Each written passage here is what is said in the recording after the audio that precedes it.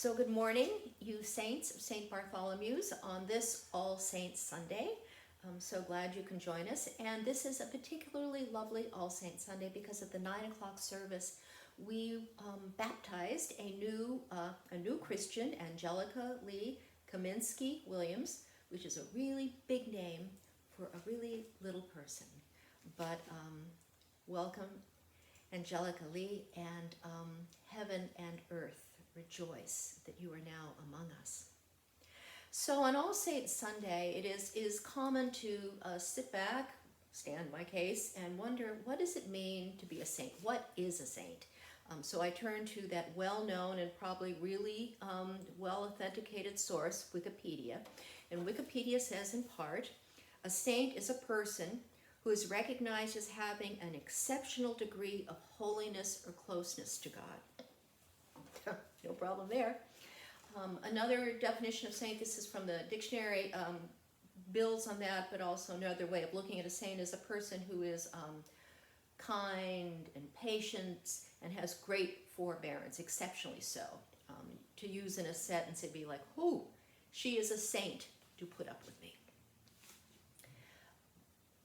The problem is those kinds of definitions tend to box in and too closely regulate what it even means to be a saint. Because when we look at the stories of saints, they are complex people with gifts and warts just like the rest of us.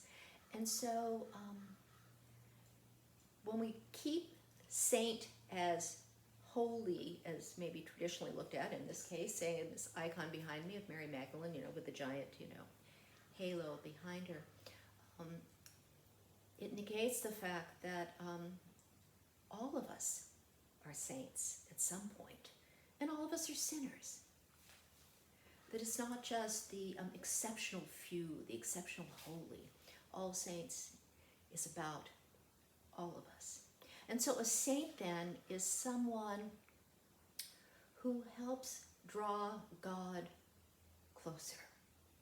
A saint is someone who exposes God's presence. And this can be done through word, it can be through action, it could be done through prayer, it could be done so many ways. But a person who just says, here is God's realm. We can see it and we can enter into it, and we can look at that person's story and then think about our own stories of when we've been able to get out of the way sometimes and be saints ourselves.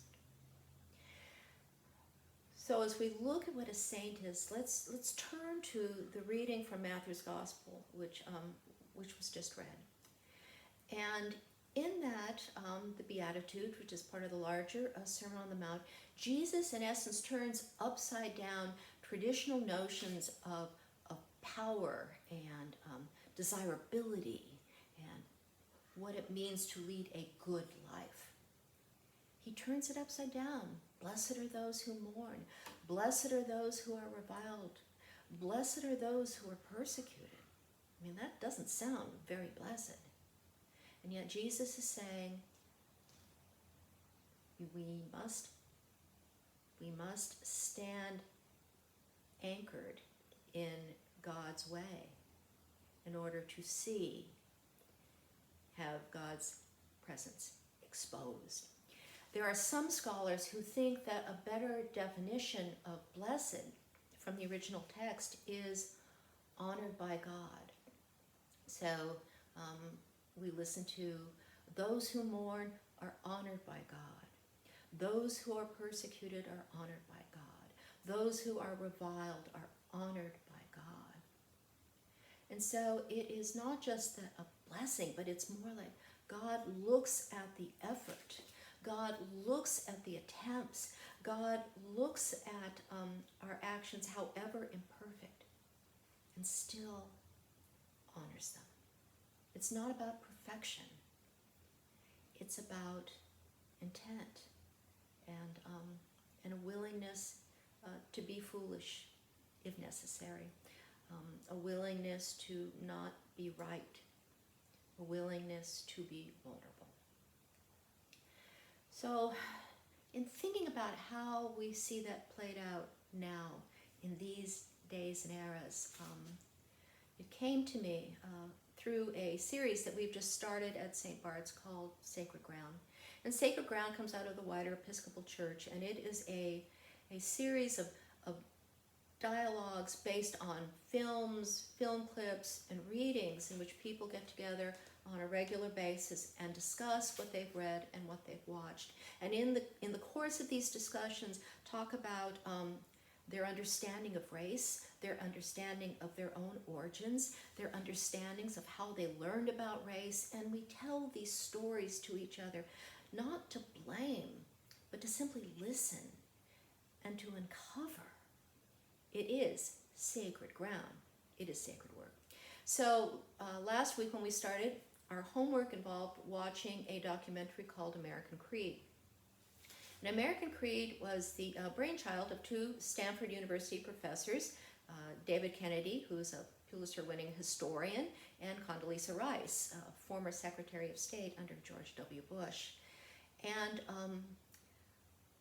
they started talking among themselves and saying, what is it that holds America together? Because unlike so many other countries, we don't necessarily have a common language, we don't have a common place of origin, we come from many different places, we are not united politically, racially, in terms of gender, sexual orientation, on and on and on, certain economic class, all these things. And so what in the world holds this strange amalgam of people together? And David says part of it is an understanding of what he calls the promise of America, the promise of the American dream. And sometimes it's realized and sometimes it's not. But we are held together by a common aspiration rather than, say, our people, per se. You know, my family came here from Wales, and so they were immigrants, like so many of us are.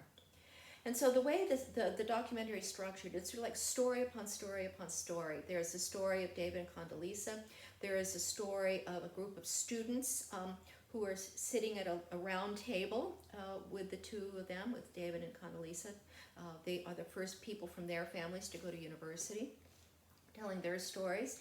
And then likewise, stories from around the country of people's different understanding of what it means to be American. For instance, there's a woman who's Cree. She's a school principal in Oklahoma, fifth generation educator, who has a strong commitment to education of children and access to education. She sees that as the great promise and maybe entree into this promise of America. Another story revolves around a young woman who's a sergeant in the Marines from Wisconsin, came from a military family. Her dad and her grandfather were career Army, her brother's in the Marines, she's in the Marines, and she rejoices, even if she doesn't agree, in the fact that we can have protest in this country, that helps make the work that she does in the Marines real and worthwhile. Many good stories like this. And if you have an opportunity to watch the documentary, please do. I think you can actually watch it for free on YouTube. But there's one story in particular that really struck me, and that was a story of two people.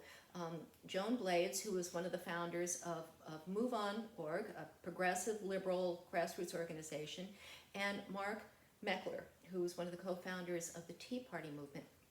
And they were introduced to each other through mutual acquaintances and have begun an ongoing dialogue with each other about anything from energy policy to criminal justice reform, and they are surprised by all the things that they have in common and all the things they agree about. And I don't want to be Pollyanna here. There are some profound differences that will never be bridged, and that can make them uncomfortable. But while those differences can't be bridged, the distance between them has. It's an extraordinary story, and I think they're as surprised by it as anyone else. And so I think on All Saints Sunday, we are asked to look at just these kinds of things to say, this might be possible. This is what it means to be a saint. This could be possible. And I'm so mindful of this with Election Day coming on Tuesday, and it's been such a contentious election. Obviously, some people are going to be very happy. Some people are going to be very unhappy. But how do we look at this through God's eyes and look at each other through God's eyes, even given how contentious it is? This gives us a chance to live into, one, of course, the promise of America, but also the promise of what it means to be a saint of God. So what is a saint? A saint is someone who brings God close. A saint is someone who exposes God to others, God's presence. And a saint is something we can all aspire to. The Reverend Dr. David Luce wrote this: given where we are just now and noting that so many people are grieving untold losses of loved ones from the pandemic, of livelihood, of hope, of confidence about the future, perhaps we can anchor ourselves both in the invitation and command to live according to God's kingdom ethic, but also, and even more, to allow God's kingdom promise to transform our thoughts, words, and deeds this Sunday and always. In this effort, we are joined and join ourselves to all the saints across the centuries, redeemed by the grace of God we know in Jesus. Who is a saint? All of you, all of us, and all of us are honored by God. Happy All Saints' Day.